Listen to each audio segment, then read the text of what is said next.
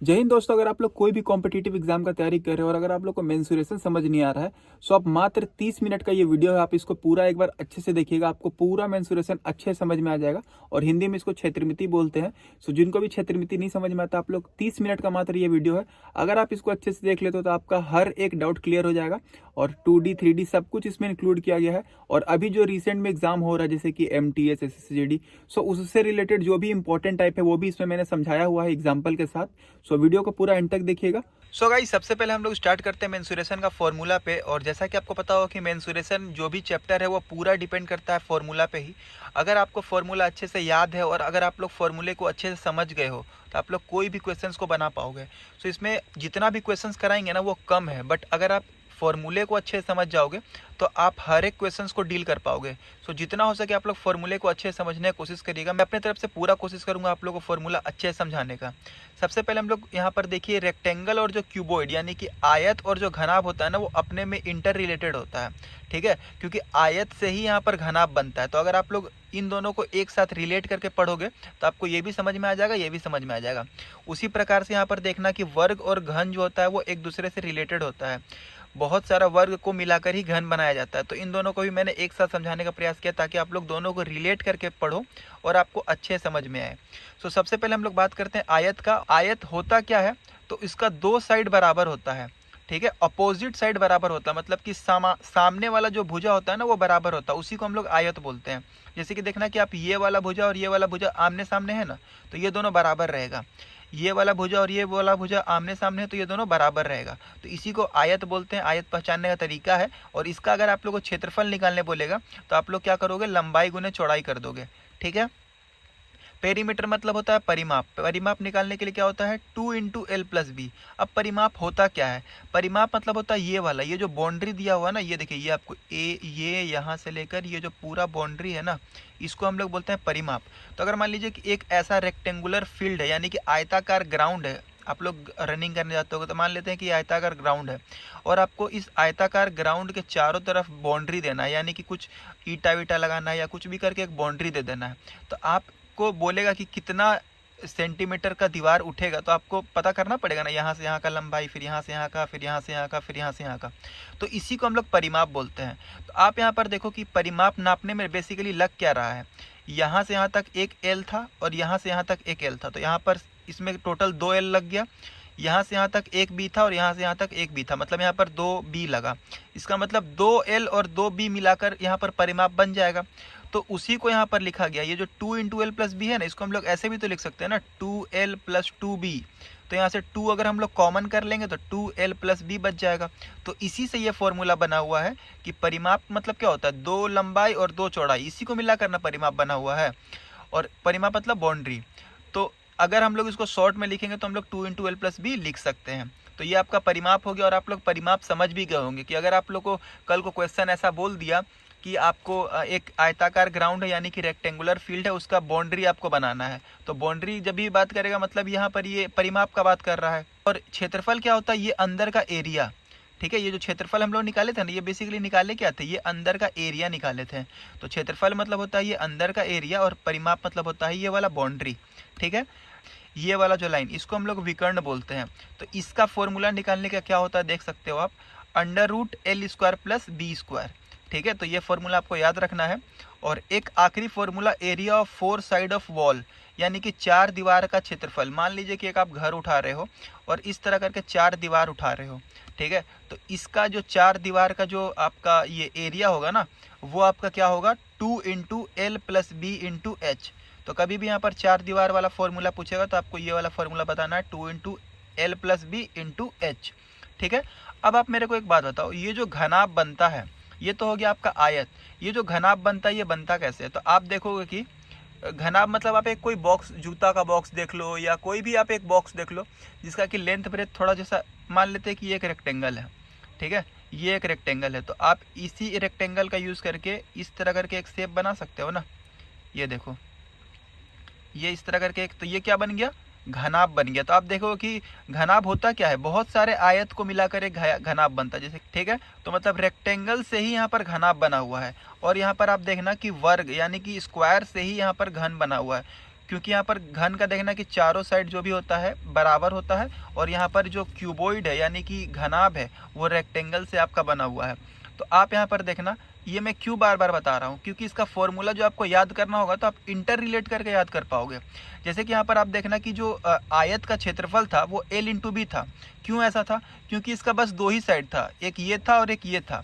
लेकिन आप जब घनाभ में देखोगे तो इसका लंबाई चौड़ाई तो है ही, यहाँ पर एक ऊंचाई भी आ जा रहा है। ठीक है, ये लंबाई ये जो था ना यहाँ पर, ये देखिए ये वाला जो लंबाई था, तो ये घनाभ में भी देखो ये वाला लंबाई है। चौड़ाई जैसे ये वाला था तो यहाँ पर देखिए ये भी आपका चौड़ाई था, बी था। लेकिन अब यहाँ पर जो क्यूबॉइड है ना, ये आपका 3 डायमेंशनल इमेज है, तो इसमें एक ऊंचाई भी ऐड हो जाता है आपका। तो जब ऊंचाई ऐड हो जाएगा ना, तो यहाँ पर आप देखो फॉर्मूला में कि अब यहाँ पर एरिया नहीं निकलेगा, अब यहाँ पर वॉल्यूम निकलेगा। बट फॉर्मूला देखो सेम है, यहाँ पर दो साइड था तो L इंटू बी, यहाँ पर एक H जुड़ गया तो L into B into H. उसी प्रकार से आप यहाँ पर देखो कि परिमाप यानी कि पेरीमीटर हम लोग जब निकाल रहे थे तो 2 इंटू एल प्लस बी हो रहा था, यहाँ पर भी 2 इंटू एल प्लस बी ही हो रहा है। बट यहाँ पर एक h जो एक्स्ट्रा ऐड हुआ था तो उसको हम लोग यहाँ पर इंटू एच लगा दे रहे हैं। तो इससे हम इसीलिए इन दोनों को एक साथ रखे ना, ताकि आपको याद करने में फॉर्मूला और समझने में आपको आसानी हो कि बेसिकली ये हो क्या रहा है। टीएसए माने होता है टोटल सरफेस एरिया यानी कि कुल पृष्ठीय क्षेत्रफल, और इसका फॉर्मूला होता है 2 into L B plus B H plus H L. ठीक है, आपको याद रखना है, बहुत इंपॉर्टेंट फॉर्मूला है। और विकर्ण में देख लो, जैसे कि विकर्ण के लिए हम लोग L into L square plus B square था ना, तो यहाँ पर एक एच स्क्वायर ऐड हो गया तो यहाँ पर एच स्क्वायर ऐड कर दिया। मतलब कि अगर आपको आयत का फॉर्मूला याद है तो आप घनाभ भी निकाल सकते हो, आपका लगभग सारा फॉर्मूला सेम है, बस एक एच ऐड हो जाता है। ठीक है, उसी प्रकार से आप यहाँ पर स्क्वायर देख लो। स्क्वायर कैसे होता है? आपको पता है कि स्क्वायर यानी होता है वर्ग, और वर्ग का मतलब क्या होता है? इसका ऑल साइड्स आर इक्वल, मतलब सभी जो भुजाएं हैं ना वो बराबर होता है। जैसे कि आप देखना कि वर्ग का 4 भुजा होता है और चारों बराबर होता है, ए ए ए ए। बट रेक्टेंगल में अलग अलग था ना, वर्ग में चारों साइड जो होता है वो बराबर होता है। तो इसका फॉर्मूला क्या हो जाएगा? यहाँ पर देखिए एरिया, यहाँ पर एल और बी अलग अलग था तो हम यहाँ पर एल इंटू बी लिखे, लेकिन यहाँ पर ए तो बराबर ही है ना, तो इसीलिए हम लोग यहाँ पर ए स्क्वायर लिख दिया, यानी कि हम लोग इसको ए इंटू ए भी लिख सकते हैं।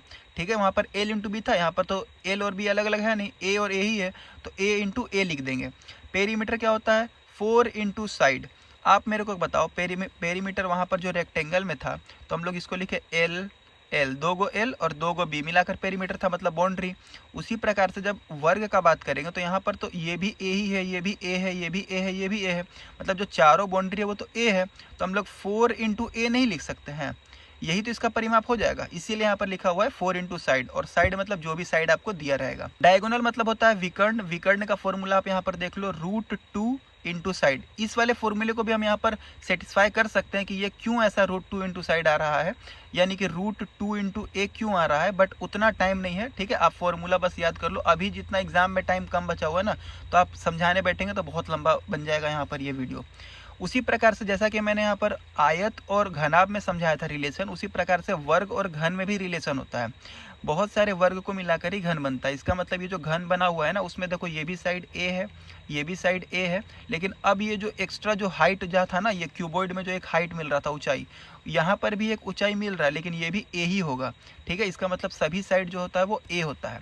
तो जैसे यहाँ पर क्षेत्रफल में ए इंटू ए था ना, तो उसी तरह क्यूबॉइड यानी कि कोई भी 3D फिगर रहेगा ना, तो उसमें हम लोग एरिया नहीं निकालते, हम लोग आयतन निकालते हैं। तो आयतन में यहाँ पर देख लो, क्षेत्रफल ए इंटू ए था ना, तो आयतन यहाँ पर ए क्यूब हो जाएगा, ए स्क्वायर की जगह पे ए क्यूब हो जाएगा, क्योंकि यहाँ पर एक ए वाला जो है ना, ये ऊंचाई वाला, ये एक ए एक्स्ट्रा ऐड हो गया, यानी कि ए इंटू ए, मतलब ये ए ए ए ए, इस तरह करके यहाँ पर 3 ए हम लोग यहाँ पर गुना कर देंगे। तो यहाँ पर अब है क्या है? वक्र पृष्ठ क्षेत्रफल। तो वक्र पृष्ठ क्षेत्रफल में आप लोग यहाँ पर इस वाले से रिलेट कर सकते हो। परिमाप जो था आपका 4 इंटू ए था ना, तो यहाँ पर एक ए एक्स्ट्रा ऐड हो गया, तो यहाँ पर ए स्क्वायर हो गया, 4a square. Total surface area देख लो, यहाँ पर 6a स्क्वायर होता है, और डायगोनल यहाँ पर इसका जो डायगोनल था ना वर्ग का, वो √2a होता है, और क्यूब का जो डायगोनल होता है वो √3a होता है। तो आपको हम यहाँ पर ये रिलेट कर करके इसीलिए बता रहे हैं ताकि जो फॉर्मूला है ना आपको अच्छे से समझ में आ जाए और आपको याद भी रहे। जैसे कि अगर आपको आयत याद रहेगा तो घनाभ भी याद रहेगा, क्योंकि आयत से ही घनाभ बना हुआ है, और अगर आप लोग को स्क्वायर याद रहेगा यानी कि वर्ग याद रहेगा तो आपको घन भी याद रहेगा, क्योंकि ऑलमोस्ट फॉर्मूला सेम है और इसी से ये बना हुआ है। सो अब हम लोग यहाँ पर बात करते हैं त्रिभुज यानी कि ट्राइंगल का, और जो भी यहाँ पर डिफरेंट टाइप का ट्राइंगल एग्जाम में सवाल पूछे जाते हैं उसके बारे में हम लोग यहाँ पर जान लेते हैं। सबसे पहले यहाँ पर समकोण त्रिभुज यानी कि राइट एंगल ट्रायंगल।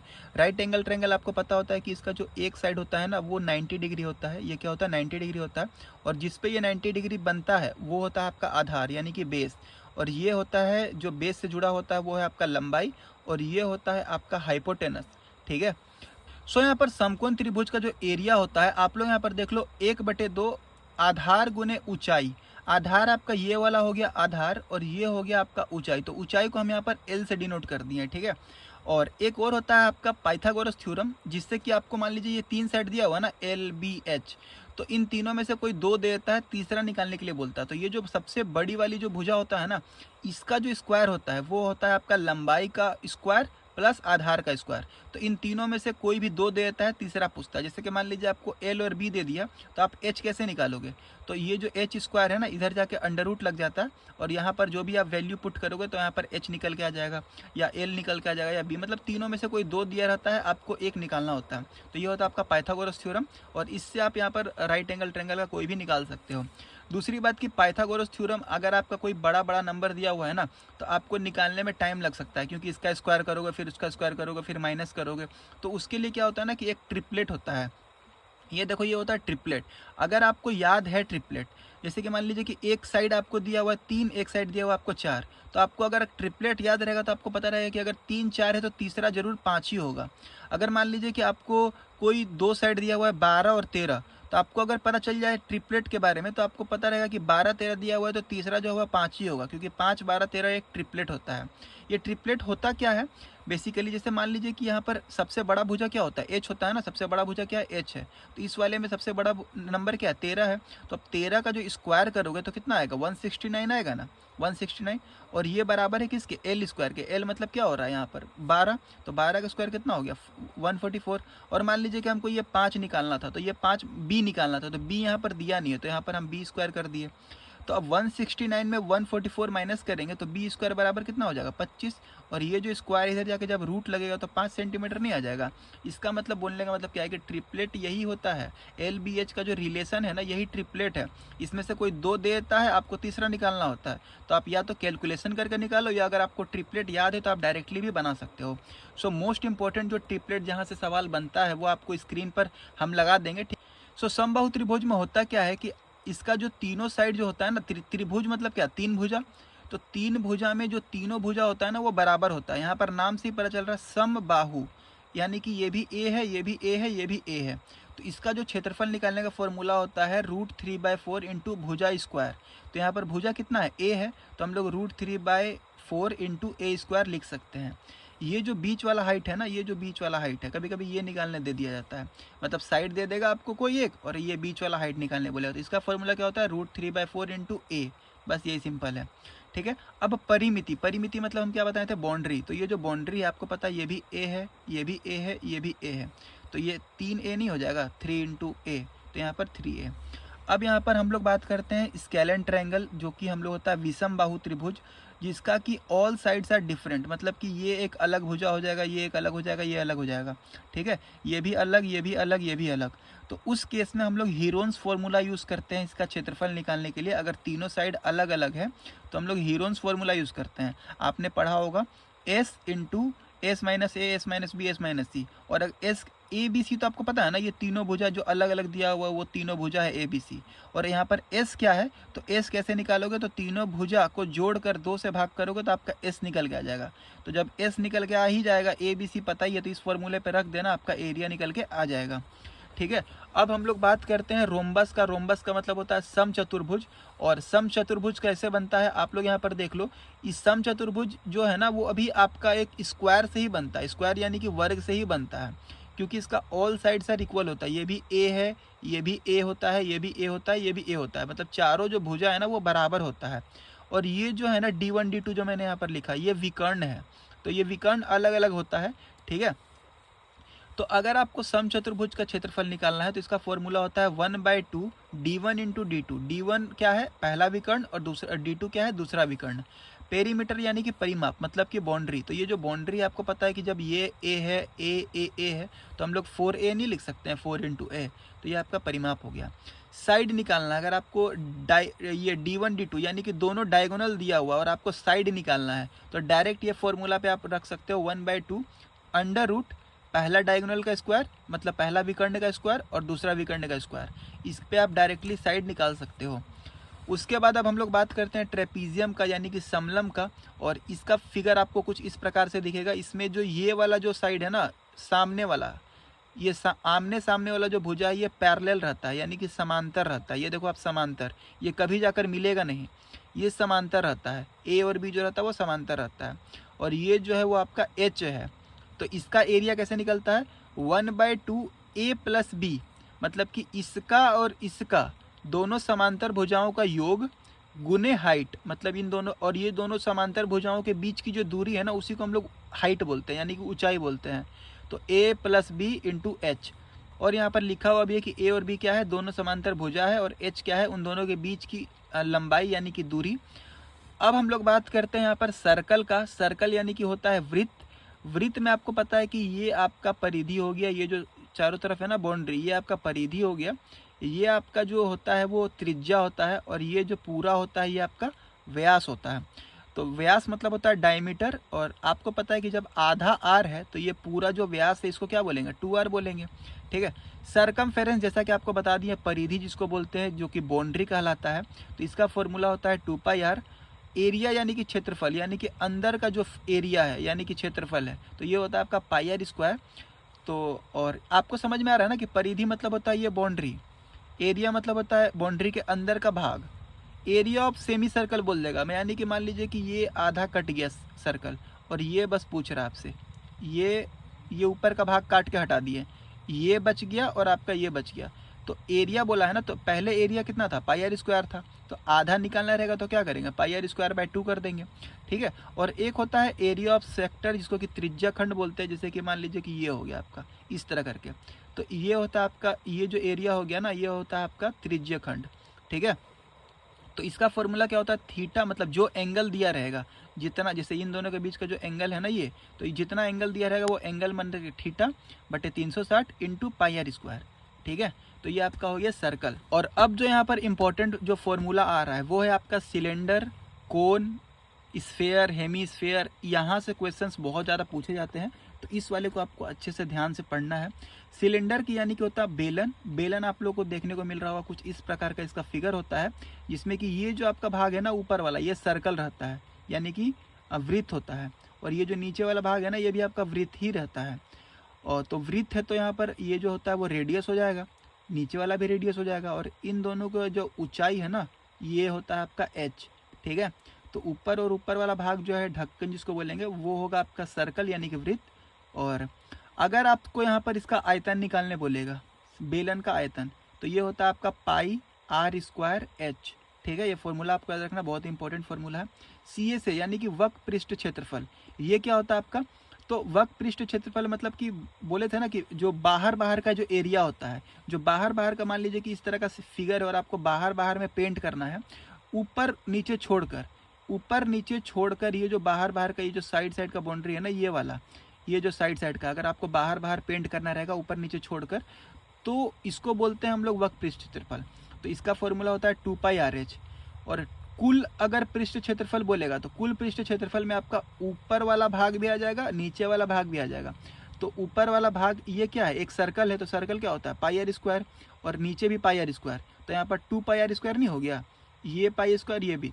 तो आप देखो कि CA से क्या होता है, CA से मतलब होता है ये जो ऊपर नीचे छोड़कर ये जो साइड में था, तो इसका टोटल कितना था, 2πrh, ठीक है। और अभी जो हम लोग कुल में क्या बोले कि ऊपर का सर्कल और नीचे का सर्कल, यानी कि ऊपर का वृत्त और नीचे का वृत्त को भी लेना है, तो दोनों का वृत्त मिलाकर कितना एरिया आया, 2πr², तो 2πr²।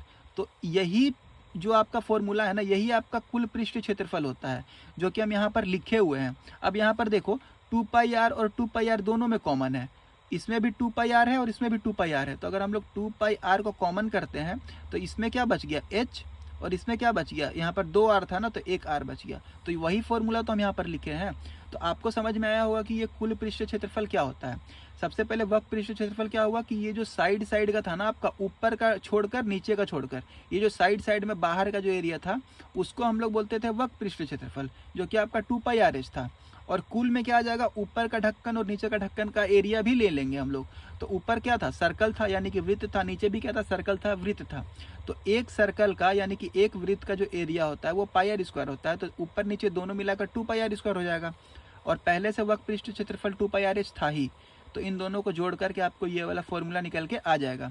तो आपको अब समझ में आ गया होगा कि बेसिकली वक्र पृष्ठ क्षेत्रफल अगर निकालने बोलेगा तो हम लोग क्या निकालेंगे। जो अगर बाहर का एरिया बोलेगा अगर पेंट करने के लिए, तो आपका वक्र पृष्ठ क्षेत्रफल, और कुल मतलब तो आपको पता ही है सारा कुछ लेना है उसमें। सो यहाँ पर शंकु का फिगर आप लोग कैसा होता है वो देख लीजिए कि यहाँ पर आप लोग कहीं पर पिकनिक वगैरह या कोई घूमने जाते होंगे तो टेंट लगाते हैं ना, तो टेंट लगाते हैं तो क्या बीच में यहाँ पर ये डंडा दे देते हैं और इसके ऊपर इस तरह का शेप बन जाता है।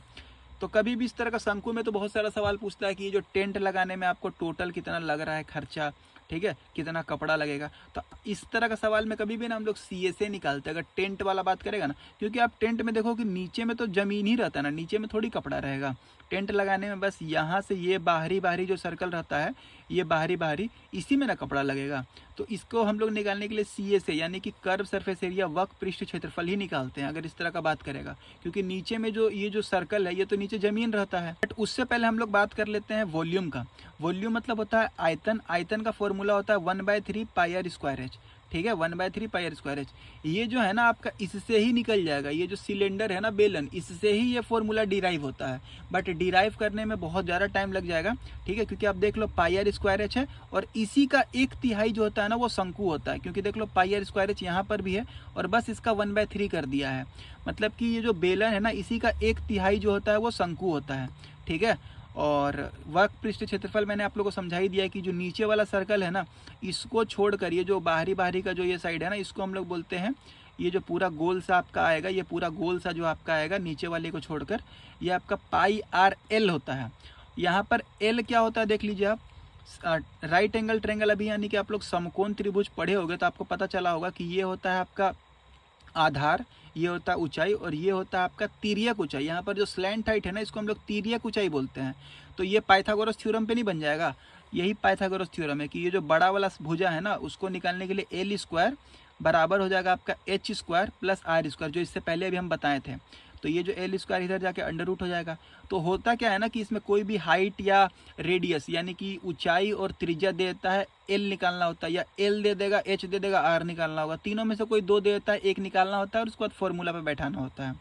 सो आप लोग यहाँ पर देख लो वक्र पृष्ठ क्षेत्रफल होता है πrl और कुल पृष्ठ क्षेत्रफल होता है πr r + l। अब यहाँ पर यही वाला फॉर्मूला है बन रहा है कि πrl मतलब वक्र पृष्ठ क्षेत्रफल में क्या बोले थे, ये जो साइड का बाउंड्री है ना, जो गोलाकार जो कपड़ा लग रहा है टेंट बनाने में वो था आपका। लेकिन जो नीचे में ये जो वृत्त है, नीचे में जो ये वृत्त है, वृत्त मतलब सर्कल, तो ये जो सर्कल का एरिया कितना होता है, सर्कल का एरिया कितना होता है, πr² होता है ना। और ये πrl पहले से था ही वक्र पृष्ठ क्षेत्रफल, क्योंकि कुल में तो आपका ये भी आ जाएगा और नीचे वाला भी आ जाएगा। तो वक्र पृष्ठ क्षेत्रफल कितना था, πrl। तो आप देखो कि πr इसमें भी कॉमन है, πr इसमें भी कॉमन है, तो हम लोग यहाँ पर πr कॉमन कर लेंगे तो यहाँ पर क्या बच जाएगा r और यहाँ पर क्या बच जाएगा l। तो इसीलिए ये फॉर्मूला बना हुआ है आपका, ठीक है। और यहाँ पर r और l निकालने हम आपको बता ही दिए, पाइथागोरस थ्योरम से निकल जाएगा। अब हम लोग बात करते हैं स्फीयर यानी कि गोला का। और गोला मतलब ये देखिए वृत्त जैसा ही सर्कल बनाए, क्योंकि ये 3D इमेज है ना, 3 डायमेंशनल। आप लोग क्रिकेट बॉल देखे होंगे या कोई भी गोल सा चीज़ देखे होंगे, ठीक है। क्रिकेट बॉल का ही एग्जाम्पल लेते हैं, वो तो एकदम परफेक्ट गोला होता है।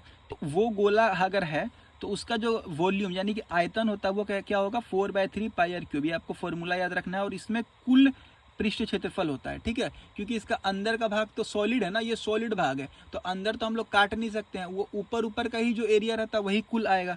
तो इसमें यहाँ पर कुल पृष्ठ क्षेत्रफल एक होता है 4πr², ठीक है। तो आपको ये फॉर्मूला याद रखना है, ठीक है।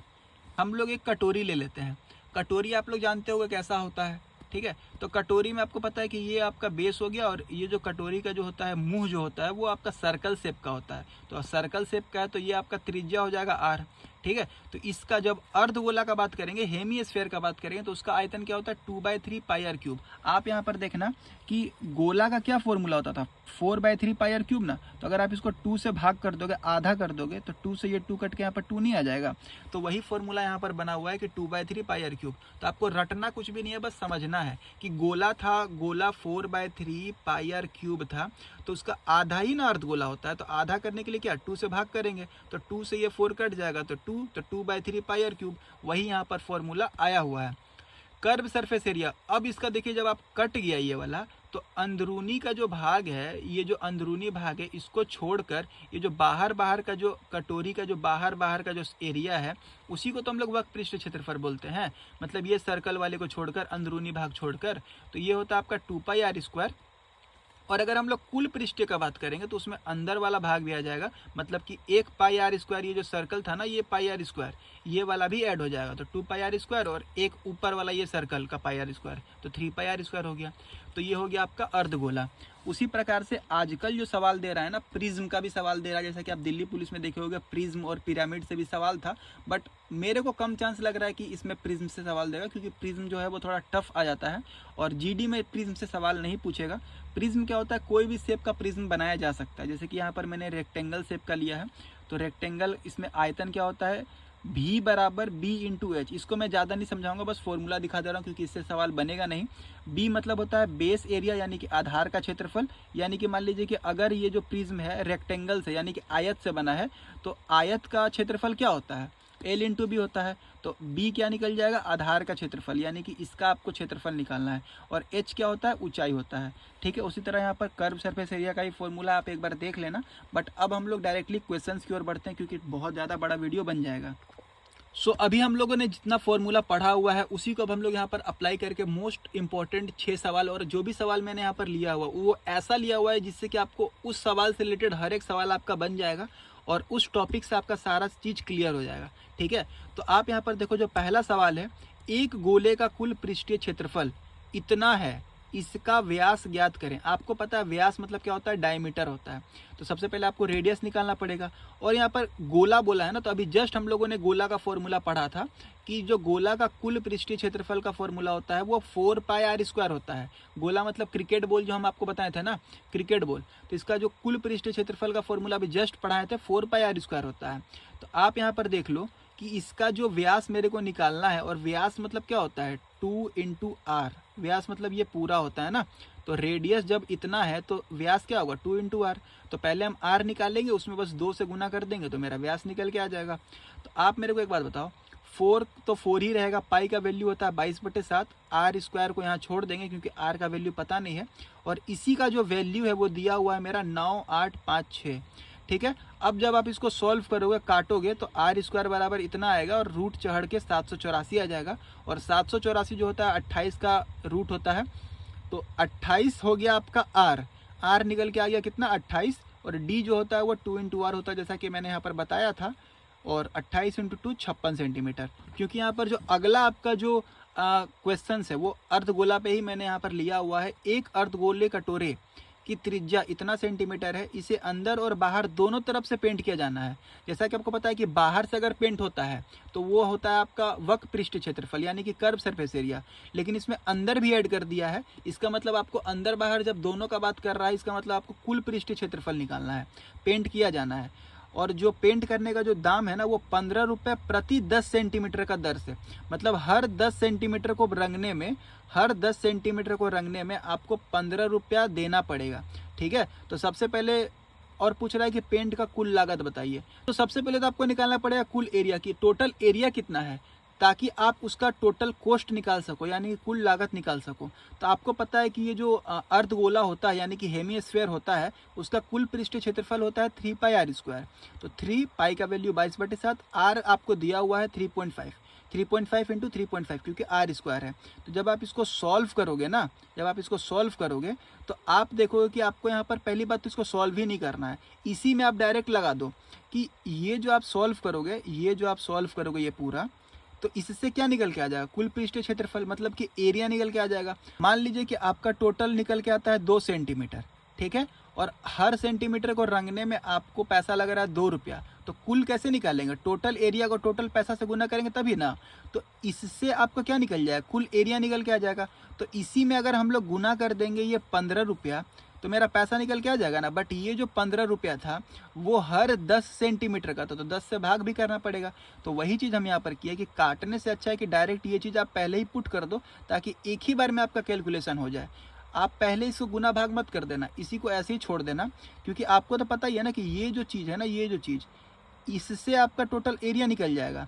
और जो भी एरिया निकलेगा उसमें हम लोग पैसा से गुना कर देंगे तो कुल लागत निकल जाएगा।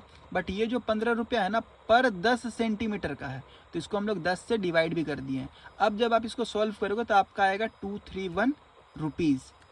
सो गाइज यहाँ पर अब हम लोग टाइप नंबर 3 की ओर बढ़ते हैं। और ये जो क्वेश्चन है मैंने कौन से लिया हुआ है, एक शंकु का वक्र पृष्ठ क्षेत्रफल, यानी कि ये जो बाहर का जो एरिया होता है ना, नीचे वाले को छोड़कर, ये जो बाहर टेंट वाला जो एरिया होता है, जो टेंट का कपड़ा रहता है बेसिकली, उसका जो वक्र पृष्ठ क्षेत्रफल है वो 616 दिया हुआ है। आधार की त्रिज्या यानी कि रेडियस दिया हुआ है 7 सेंटीमीटर। शंकु का कुल पृष्ठ क्षेत्रफल निकालिए, यानी कि ये बाहर का तो निकालना का वाला तो दिया ही हुआ है, ये जो बाहर वाला का तो दिया ही हुआ है, नीचे वाला का बस जोड़ देना है। सो ये जो टाइप है ना, ये तो थोड़ा इजी टाइप आपका हो गया, क्योंकि आपको देखिए कि कुल में क्या होता है, कुल पृष्ठ क्षेत्रफल में क्या होता है, ये जो बाहर का टेंट में जो हम लोग कपड़ा बोल रहे थे, ये तो आपको दे ही दिया है कुल, ये तो कुल दे ही दिया, सीए से आपको दे ही दिया, बस आपको नीचे वाला जोड़ना था। तो नीचे क्या होता है, नीचे वृत्त है ना, यानी कि सर्कल है, मतलब पाई आर स्क्वायर बस जोड़ देंगे। तो आप मेरे को बताओ टीएसए क्या होता है, कुल पृष्ठ क्षेत्रफल क्या होता है, सीएसए यानी कि वक्र पृष्ठ क्षेत्रफल प्लस नीचे वाला एरिया पाई आर स्क्वायर। आप इसका फॉर्मूला भी देखे होंगे, पाई आर आर प्लस एल, जो मैंने अभी बताया था। तो ये फॉर्मूला बनता कैसे है, इसी पे तो बनता है, ये वाले पे। तो आपका पाई आर एल यानी कि कर्व सरफेस एरिया तो दे ही दिया 616 तो दे ही दिया है। पाई का वैल्यू होता है 22/7, आर भी आपको दे ही दिया है, आर इंटू आर। तो आप इसको डायरेक्टली सॉल्व करोगे तो 770 सेंटीमीटर आ जाएगा। ये तो इजी टाइप हो गया। बट अगर मान लेते हैं कि इसी क्वेश्चन में कुछ ऐसा दिया रहेगा, मान लीजिए कि आपको एल दिया रहेगा, गिवन क्या है, एल है, यानी कि स्लैंट हाइट यानी कि तिर्यक ऊंचाई आपको मान लीजिए दिया रहेगा। एल का वैल्यू कितना है, 25 है। एल अभी हमने बता दिया कि एल क्या है, स्लैंट हाइट यानी कि तिर्यक ऊंचाई। आर आपको दिया रहेगा यानी कि रेडियस दिया रहेगा, और आपको बोलेगा वॉल्यूम यानी कि आयतन निकालने, ये जो कोन है ना यानी कि शंकु है, उसका आपको आयतन निकालने बोलेगा। तो आप लोग कैसे निकालोगे, तो सबसे पहले तो कोन का ये जो आयतन होता है वो होता है 1/3 पाई आर स्क्वायर एच, फॉर्मूला आपको बता ही दिया है। अब यहाँ पर देखो कि एल दिया हुआ है, आर दिया हुआ है, लेकिन इस फॉर्मूले में तो आर और एच का यूज़ है ना, एल का तो यूज़ है ही नहीं। तो हम लोग एल का यूज़ करके एच निकाल लेंगे। कैसे, पाइथागोरस थ्योरम हम आपको बताए थे कि एल स्क्वायर का वैल्यू होता है H square plus R square. L दिया हुआ है 25 स्क्वायर, एच पता नहीं है, आर दिया हुआ है 7 स्क्वायर। इससे आप लोग निकाल लोगे एच का वैल्यू, और जब एच का वैल्यू निकल जाएगा तो आप लोग जब इस फॉर्मूले पे पुट करोगे 1/3, पाई का वैल्यू 22/7, आर दिया हुआ था 7 × 7, और एच हम लोगों ने निकाल दिया एल और आर का यूज़ करके 24। इसको जब सॉल्व करोगे तो 1232 सेंटीमीटर क्यूब आ जाएगा। सो बोलने का मतलब क्या है कि कोन में आपको कुछ भी दे दे, ठीक है, आपको एल दे दे, आर दे दे, एच निकालने बोले, कुछ भी निकालने बोलेगा तो आप निकाल सकते हो। और बेसिकली एक और बात जो हम बार बार समझा रहे हैं कि अगर आपको समझना पड़ेगा कि वक्र पृष्ठ क्षेत्रफल और कुल पृष्ठ क्षेत्रफल होता क्या है। वक्र पृष्ठ क्षेत्रफल मतलब बाहर का जो एरिया, मान लीजिए आप टेंट लगा रहे हो, तो टेंट लगाने में जो कपड़ा जो आपका लगता है, ये बाहर का ये साइड का ही नहीं लगता है, नीचे तो कपड़ा नहीं लगता है, नीचे तो जमीन रहता है। तो वक्र पृष्ठ क्षेत्रफल मतलब वही होता है। और जहां अगर आपका कुल का बात कर दिया, तो कुल में आपका ये बाहर का एरिया जो कपड़ा लग रहा था वो तो है ही, और ये जो नीचे में जो वृत्त एक जमीन है ना, ये सर्कल जो है वृत्त है, इसका भी एरिया ऐड हो जाता है, जो कि आपको फॉर्मूला बता ही दिए हैं। तो गाइज अब हम लोग यहाँ पर टाइप नंबर 4 की ओर बढ़ते हैं, और इस तरह का टाइप भी आपको देखने को मिलेगा। ये ऑलरेडी मैंने परसेंटेज में पढ़ाया हुआ है, बट फिर भी मैंने यहाँ पर एक ऐड किया हुआ है क्योंकि इसका यूज होता है। एक आयत की लंबाई में 20% की वृद्धि की जाती है, क्षेत्रफल को बराबर रखने के लिए चौड़ाई में कितने % की कमी करनी होगी। मतलब कि बोलने का मतलब क्या, इसको आप लोग 2 मेथड से बना सकते हो। ये ऑलरेडी मैंने पहले ही बताया हुआ है। मतलब कभी भी ऐसा आपको क्वेश्चन देना, एक तरह का इस तरह क्वेश्चन होगा ना कि कभी भी किसी का मूल्य में इतना का, कोई भी सामान का मूल्य इतना बढ़ गया उसमें कितना % की हम लोग खपत में कमी करेंगे कि जो मेरा खर्चा है वो समान रहे। मतलब एक इसमें बेसिकली बोलने का मतलब क्या है ना कि एक बढ़ता है तो एक में कितना % का कमी रख रहे हैं, एक अगर कमी हो रहा है तो दूसरे में कितनी का वृद्धि करेंगे कि जो एरिया है या जो खर्च है वो बराबर रहे। यहाँ पर भी तो वही बोल रहा है ना कि लंबाई में वृद्धि हो गया तो चौड़ाई में कितना हम लोग कमी करेंगे। मतलब एक में अगर वृद्धि हो रहा है तो दूसरे में कमी हो रहा है ना। तो कभी भी क्वेश्चन में ऐसा बोलेगा कि एक में कमी हो रहा है दूसरे में कितना वृद्धि करें, या एक में वृद्धि हो रहा है दूसरे में कितना कमी करें, तो आप ये वाला फॉर्मूला पे आराम से बना सकते हो। जैसे कि देखो लंबाई में 20% की वृद्धि हो रहा है ना, तो 20% का मतलब कितना होता है 1/5। तो 1/5 को फ्रैक्शन में तोड़ लेना, और यहाँ पर वृद्धि बोला है इसीलिए हम लोग यहाँ पर प्लस यूज़ किए हैं। तो हम लोग आंसर कैसे निकालेंगे, तो ये जो प्लस है ना, तो प्लस को आप यहाँ पर माइनस लिख दो। प्लस है तो यहाँ पर क्या हो जाएगा, माइनस हो जाएगा अपने आप। और ये जो 1 है ना, ये ऊपर में भी सेम रहेगा। अगर यहाँ पर 1 है तो यहाँ पर भी 1 ही रहेगा, यहाँ पर 2 है तो यहाँ पर भी 2 ही रहेगा। तो यहाँ का तो काम आपका हो गया कि प्लस है तो माइनस कर देंगे, माइनस है तो प्लस कर देंगे। ऊपर में जो रहेगा वही सेम यहाँ पर भी रहेगा। और नीचे में क्या आएगा, तो 5 + 1 6। अगर मान लीजिए यहाँ पर माइनस रहता, अगर यहाँ पर क्वेश्चन में कमी बोलता तो हम लोग यहाँ पर माइनस यूज़ करते ना, तो 5 - 1 4 यहाँ पर हो जाता। बट क्वेश्चन में वृद्धि बोला है, यहाँ पर प्लस है, इसीलिए 5 + 1 6 यहाँ पर हो गया। अब आपको पता होगा कि ये जो 1/6 है ये फ्रैक्शन में 1/6 है, लेकिन परसेंटेज में कितना होता है 16/2/3%। कैसे, तो बस आप इसको 100 से गुना कर दो, काटोगे तो 16/2/3% ही आएगा। और यहाँ पर कमी क्यों बोला, क्योंकि यहाँ पर माइनस है। तो इस तरह से आप बना सकते हो। और अगर नहीं तो आप दूसरा मेथड ऐसे बना सकते हो। एल आपका कितना दिया हुआ है 1/5, मतलब कि 5 तो पहले था लंबाई, लेकिन अब 1 बढ़ गया 6 हो गया। तो अब यहाँ पर जो ब्रेथ है यानी कि चौड़ाई है उसमें कितना % का हम लोग कमी करेंगे कि जो एरिया है यानी कि क्षेत्रफल है वो बराबर रहे। तो रेशियो में बराबर का मतलब क्या होता है 1:1, क्योंकि कुछ भी नंबर रहेगा तो कट के तो 1:1 ही आना है। तो बराबर रखने के लिए 1:1 कर दिए। अब आप देखो कि अगर आपको इसके ऊपर कुछ लिखना है रेशियो में, तो आपको ये तो 1 तो लिखना ही है और इसके क्रॉस वाले को मल्टीप्लाई करना है। उसी प्रकार से जब आपको इसके ऊपर लिखना है तो इसको तो लिखना ही है, इसके क्रॉस वाले को मल्टीप्लाई करना है। तो आप देखोगे कि 1:2 यहाँ पर 6 हो गया और ये हो गया आपका 5। तो चौड़ाई में देखोगे कि पहले 6 था अब 5 हो गया, मतलब कमी कितना का आया, 1 का कमी आया। 1 का कमी आया किस पे से, 6 पर से, इंटू 100, तो 16/2/3%। तो आप ऐसे निकालो या ऐसे निकालो, बात आपका बराबर है। इस वाले पे भी बहुत सवाल बनता है तो आप इसको अच्छे से समझ लेना। अब हम लोग यहाँ पर टाइप नंबर 5 जो कि सिलेंडर यानी कि बेलन पे एक मैंने सवाल लिया हुआ है और यहीं से हमेशा सवाल पूछा जाता है। जो भी टाइप बता रहा हूँ सारा इंपॉर्टेंट टाइप है, आपका SSC GD या कोई भी एग्जाम में यहीं से इसी तरह का सवाल बनता है। और मैंने कोशिश किया है हर एक सवाल को अच्छे समझाने का, ताकि इससे आगे पीछे भी कुछ अगर सवाल ऐड करके दे दे तो आप आराम से बना सको। मैं यहाँ पर बस क्वेश्चन डिस्कस नहीं कर रहा हूँ, बेसिकली समझा रहा हूँ आपको।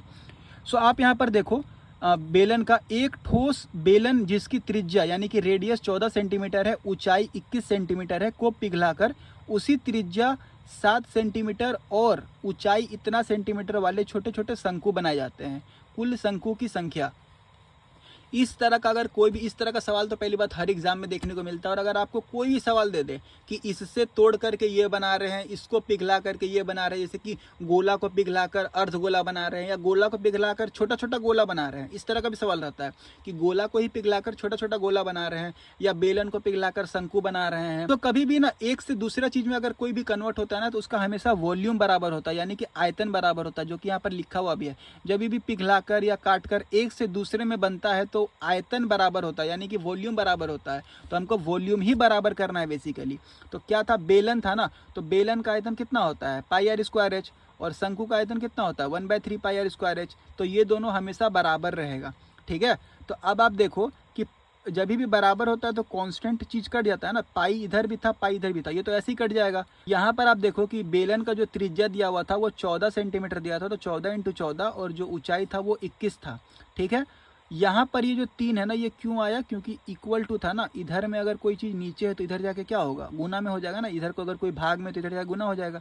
तो ये जो 3 है वो इधर आ गया, तो 3 और ये बराबर हुआ किसके, जो क्या बोलते हैं, कोण का जो त्रिज्या था वो 7 था, तो 7 × 7 और h कितना था 21 था। तो आप देखोगे कि 21 से 21 तो ऐसे ही कट गया, ठीक है। 7 से ये 14 2 बार में और ये भी 7 से 14 2 बार में। तो आप देखोगे कि काट करके आप इसका टोटल 12 कोण आ जाएगा। तो बोलने का मतलब क्या है, कैलकुलेशन आप लोग देख लेना। बस समझने वाला बात यह है कि कभी भी कोई चीज़ को बोलता है ना कि इससे पिघला कर ये बना दिए, इससे पिघला कर ये बना दिए, तो जिससे पिघलाया जा रहा है और जिसको पिघला कर जो बनाया जा रहा है, दोनों का जो वॉल्यूम होता है ना, यानी कि आयतन होता है, वो बराबर हो जाता है। एक बड़ा सा बेलन है, एक बड़ा सा बेलन है, उसका मान लीजिए ये करते रहे, बड़ा सा बेलन, इसको पिघला कर 25 छोटा छोटा बेलन बनाया जा रहा है। तो 25 छोटा छोटा बेलन, तो बेलन का तो भी जो भी छोटा बेलन रहे चाहे बड़ा बेलन रहे, उसका जो वॉल्यूम रहेगा वो भी तो बराबर ही रहेगा ना। मतलब अगर ये पाई आर स्क्वायर एच हो तो ये भी पाई आर स्क्वायर एच ही रहेगा, लेकिन अब 25 बन जा रहा है। तो उस केस में आप लोग काट के इस तरह करके बनाना। और एक जो आपका आखिरी टाइप मैंने यहाँ पर लिया हुआ है, रोम्बस लिया हुआ है, जिसको समचतुर्भुज बोलते हैं। एक समचतुर्भुज की भुजा 13 सेंटीमीटर है तथा इसके एक विकर्ण यानी डायगोनल की लंबाई 10 सेंटीमीटर है। समचतुर्भुज का क्षेत्रफल ज्ञात करें। आपको पता है कि समचतुर्भुज का जो क्षेत्रफल होता है वो होता है 1/2 d1 इंटू d2, यानी कि पहला विकर्ण गुने दूसरा विकर्ण, ये होता है। तो आपको दोनों डायगोनल पता होना चाहिए, बट क्वेश्चन में एक डायगोनल यानी कि एक विकर्ण का तो दिया हुआ है, दूसरा विकर्ण दिया नहीं है। तो कभी भी इस तरह का सवाल दे तो आप देखोगे कि ये वाला विकर्ण है ना, ये पूरा विकर्ण है। तो अगर मान लीजिए कि ये 10 सेंटीमीटर है, मान लीजिए ये पूरा 10 सेंटीमीटर है, तो आधा क्या होगा, ये 5 होगा और ये 5 होगा, क्योंकि अगर ये पूरा 10 है तो ये 5 है, ये 5 है। तो आप यहाँ पर देखो ना, कभी भी ये जो होता है ना, ये परपेंडिकुलर होता है, जो समचतुर्भुज है ये परपेंडिकुलर होता है। तो यहाँ पर से ये समकोण त्रिभुज बनाता है। ये क्या बनाता है, समकोण त्रिभुज। तो समकोण त्रिभुज में आपको पाइथागोरस थ्योरम बताए थे कि अगर ये 5 है और अगर ये 13 है तो ये कितना हो जाएगा, 12 हो जाएगा। अगर आप लोग ट्रिपलेट पढ़े होगे तो 5, 12, 13।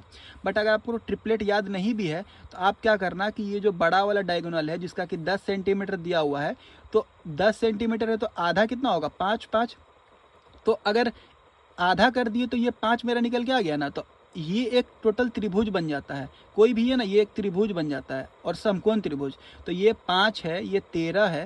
तो आप पाइथागोरस थ्योरम से नहीं निकाल लोगे कि एच स्क्वायर बराबर L square plus B square. H यहाँ पर क्या है, सबसे बड़ा भुजा, तो सबसे बड़ा भुजा 13 है, तो 13 का स्क्वायर और ये छोटा वाला 5 का स्क्वायर प्लस बी का स्क्वायर। तो इस पे आप निकालोगे तो आपका ये बी निकल के आ जाएगा, ये छोटा सा जो है 12। बट आपको गलती नहीं करना, ये जो बी निकल के आता है ये पूरा नहीं निकल के आ रहा है, बस ये आधा निकल के आ रहा है 12। तो जब ये आधा 12 है तो ये पूरा कितना होगा, 12 दूनी 24। तो आपका पहला जो विकर्ण था वो 10 था और ये जो दूसरा विकर्ण निकल के आया वो कितना निकल के आया, 24। तो आप इसका क्षेत्रफल निकाल पाओगे 1/2 10 इंटू 24 और आपका 120 सेंटीमीटर। बहुत सारे लोग इस तरह क्वेश्चन में बस गलती क्या करते हैं ना कि विकर्ण 10 सेंटीमीटर दिया हुआ है तो 10, 13 और 12 निकालने लगते हैं। ऐसा नहीं होता है। आपका यहाँ पर जो लंबाई या जो चौड़ाई है ना वो आपका आधा होगा, क्योंकि ये विकर्ण पूरा है और ट्रायंगल जो होता है वो आपका ये छोटा सा भाग है, तो आधा आपको करना पड़ेगा। और दूसरी बात, गलती क्या करते हैं लोग कि जब ये जो विकर्ण निकल के आता है ना यहाँ पर 12 सेंटीमीटर, तो डायरेक्ट डायगोनल को 12 सेंटीमीटर ही ले लेते हैं, जबकि ये तो जो डायगोनल निकल के आया आधा भाग निकल के आया ना, बस ये 12 निकल के आया, ये पूरा नहीं निकल के आया। तो ये पूरा डायगोनल है ना, तो पूरा के लिए आपको 2 से गुना भी करना पड़ता है और तब जाकर ये फॉर्मूला लगना पड़ता है। ठीक है। सो गाइस, यहाँ पर मैंने पूरा कोशिश किया कि आपको मेंसुरेशन अच्छे से समझा दिया जाए कम से कम समय में, और मैंने हर एक फॉर्मूले को अच्छे से समझाया है और थोड़ा बेसिक में भी समझाया है, ताकि अगर आपको क्वेश्चन कैसा भी घुमा कर दे आप उसको बना पाओ। और उस फॉर्मूले से रिलेटेड जो भी इंपॉर्टेंट टाइप था मैंने यहाँ पर डिस्कस करने का प्रयास किया है। सो जो लोग अभी मेंसुरेशन में प्रॉब्लम होता है आप उनके साथ इस वीडियो को शेयर करिएगा। एक बार इस वीडियो को आप लोग अच्छे से देख लीजिएगा तो आपका मेंसुरेशन का सारा डाउट खत्म हो जाएगा। और एक और बात कि मैथ्स से रिलेटेड एसएससी जीडी में जो भी मैथ्स के जितने सारे इंपॉर्टेंट चैप्टर हैं उसका जितना सारा इंपॉर्टेंट टाइप है मैंने सारा कुछ अपने यूट्यूब चैनल पर कराया हुआ है। आप प्लेलिस्ट जरूर से चेक करिएगा, आपको बहुत फायदा होगा।